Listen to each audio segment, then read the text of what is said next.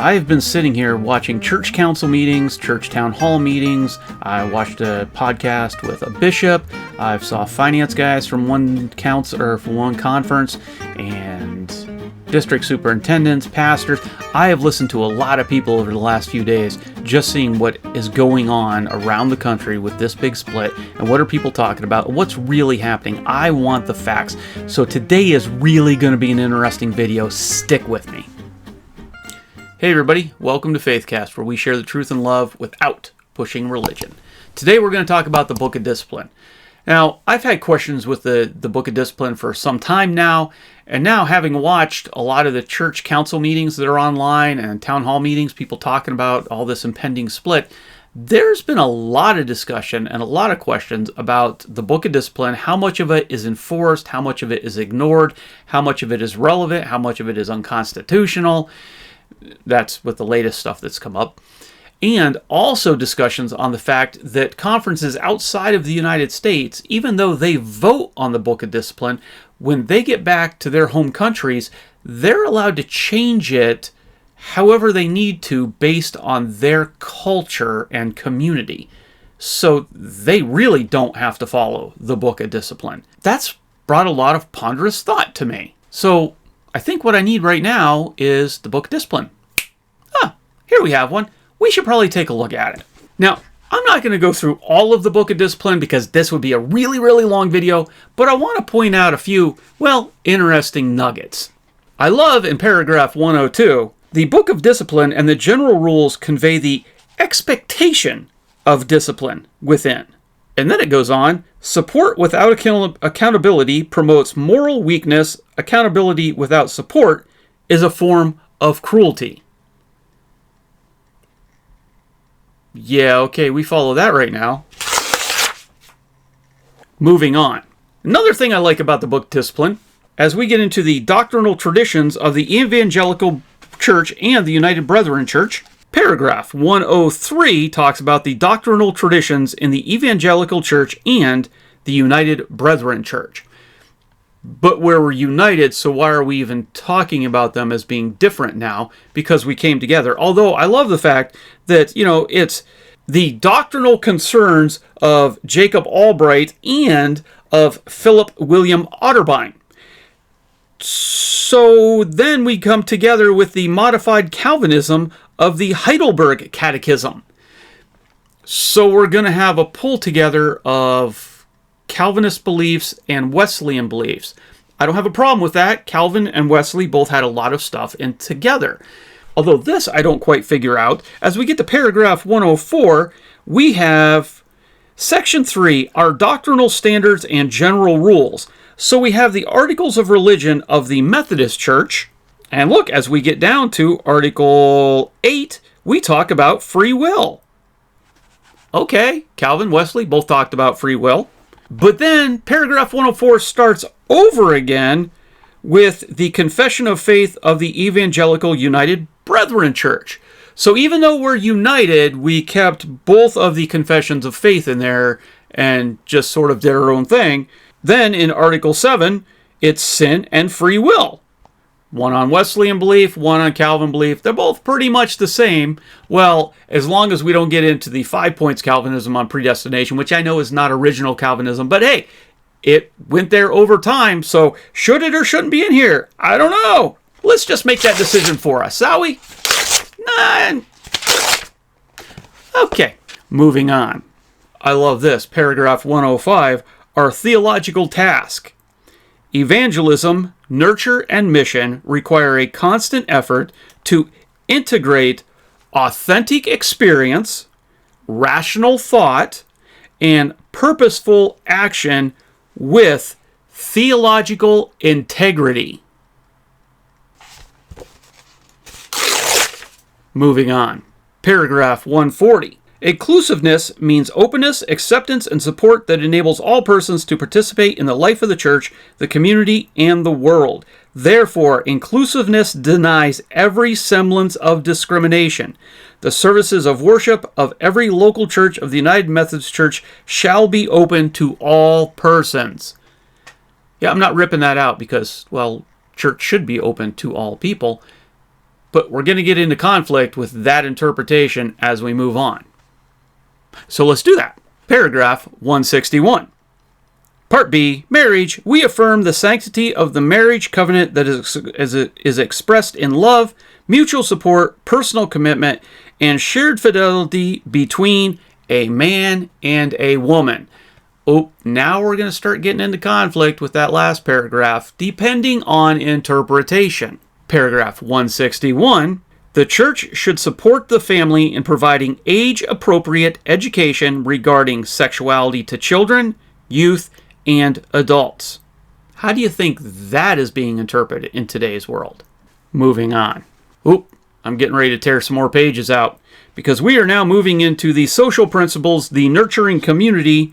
Paragraph 161. We recognize tragic conflicts of life that may justify abortion.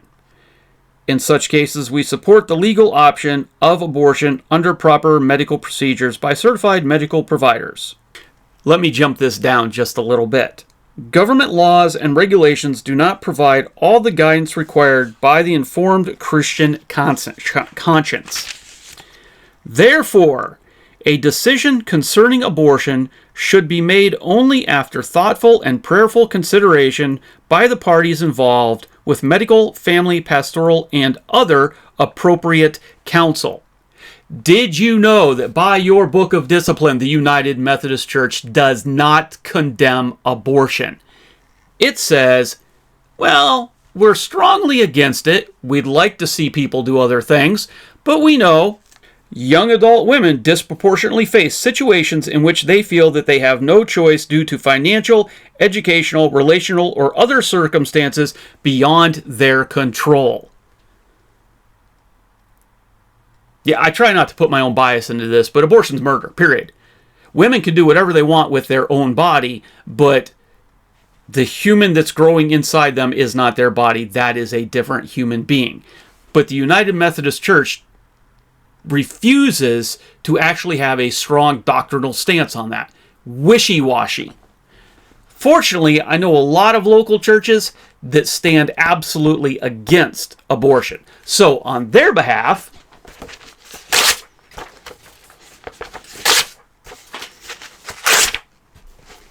moving on. Oh, here's a section on church finances.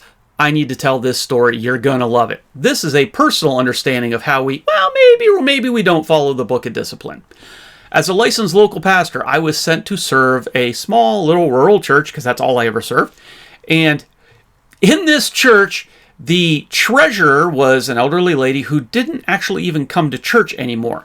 But her daughter would gather up the collection out of the plates, put it in a money bag, take it out of the church, take it to her mom's house. Her mom, as the treasurer, would then count the money, put it in her personal checking account, and write a check to the church to send back to be placed in the church account. Nobody ever counted the money except for her. It was a complete violation of the book of discipline. And so I had to stand against it and go, look, this isn't safe. This isn't right. This puts this poor woman at risk. I wasn't accusing her of doing anything wrong. She was a very nice lady. But this was just a really, really bad way to do your finances. So I spoke up against it. The problem is she was one of the matriarchs of the church. And for those of you who have ever served a small church, wow, when you go up against the status quo, you're going to get it. And so I started to get it, which brought in the district superintendent. So now we're at this meeting. We're trying to talk about the finances, lay the finances out. And the district superintendent was less than a leader. That's all I can say. And he was just getting lambasted by these women from the church. I was getting really upset because I'd about had it. So I stood up, I walked out of the room, I went into the church office, and I grabbed the book of discipline. I came back, I tossed it down on the table, and I said, look, this is what I follow. These are the rules. I expected, all right, I'm giving the DS a little bit of a boost. I got his back, man. Let's talk about this. These are rules we have to follow. Oh, no. No, the whole meeting fell apart. The ladies left mad. They hated me. They wanted me out of the church. And then after everybody was gone, the district superintendent reprimanded me for how dare I bring out the book of discipline and throw it down in front of him. I thought we were on the same side, but Apparently not. So when I left the church, I have no idea who was taking care of the money in the place. I don't know. So anyhow, church finances. Do we follow that? Nope. Moving on. Oh, I like this one. You know, there's all these special Sundays for the United Methodist Church that you could do. And you know, one of them is Rural Life. Now, it was a special Sunday where there would not be a special offering. However, it was to recognize the ongoing crisis occurring in rural areas of the nation and the world today, and to affirm the interdependence of rural and urban communities. Yeah, if you watched our video on us leaving the United Methodist Church, you can see what the DS thought about rural communities. Moving on. Oh, here's one I just want to bring up again, because if you didn't see the video on us getting sued by the United Methodist Church, check that video out. But one of the things that was brought up is when we were closing, because we did close our church, that a full investigation shall be made and an appropriate plan of action shall be developed for the future missional needs of the community. Yeah, I'm not going to bother ripping the page out on that one, because that whole incident was just sad. Moving on. Paragraph 2702. A bishop, clergy member of an annual conference, local pastor, clergy owner, may be tried when charged with one or more of the following offenses: immorality, including but not limited to not being celibate in singleness or not faithful in a heterosexual marriage; practices declared by the United Methodist Church to be incompatible with Christian teachings, including but not limited to being a self-avowed practicing homosexual or conducting ceremonies which celebrate homosexual unions or performing same-sex wedding ceremonies. Okay, I'm not saying which side of the aisle on this you want to be on or not be on, but by the Book of Discipline, right now, you're not allowed to be doing that. Are pastors actually being charged for performing same-sex unions right now? No. So we might as well just take paragraph 2702 out right now. But as I said before, this is the area that goes back to the previous part of the Book of Discipline that I read that talks about we are inclusive of all people. But we're inclusive of all people, except this book right now is worthless, useless. This book has been broken so many times, I honestly don't know how the denomination could actually take this into court. If a church just want to leave and say, we're taking the building, we don't agree with the trust clause cannot be enforced, you pick and choose. That's the problem. It is an absence of integrity when you pick and choose what you want to follow in this. So just get rid of the whole thing. Be done with it. That's what we did. Now we're an independent church. How much of this do we follow? None of it. Oh, you want to see what we do follow? It's really cool. We call it the Bible. It's pretty cool. Has a lot of really good stuff in it. But if this is too complicated for you, especially you guys higher up in the denomination, I have a few other books for you to try out. Let's check this out. There's always moral choices for the Bible. Social ethics or the Bible. Integrity or the Bible. Kingdom ethics. The Bible. Ethics of evangelism. The Bible. I could go on. I pull a bunch of these books off my shelves. I will continue to pray for all of you. Everybody who's involved in this split. I will pray for the bishops. I'll pray for I'll pray for the district superintendents. I'll absolutely be praying for all of the churches who are struggling with what to do next. But I will pray and pray and pray and pray for everybody to actually pick this book up more than you're picking up the Book of Discipline. And I'm taking that directly from one of the videos I watched where somebody in the video, somebody on a church council said, hey, we've sitting here talking for an hour. We have yet to mention Scripture. The pastor was a little embarrassed and went, yeah, I brought my Bible, but we're talking about this.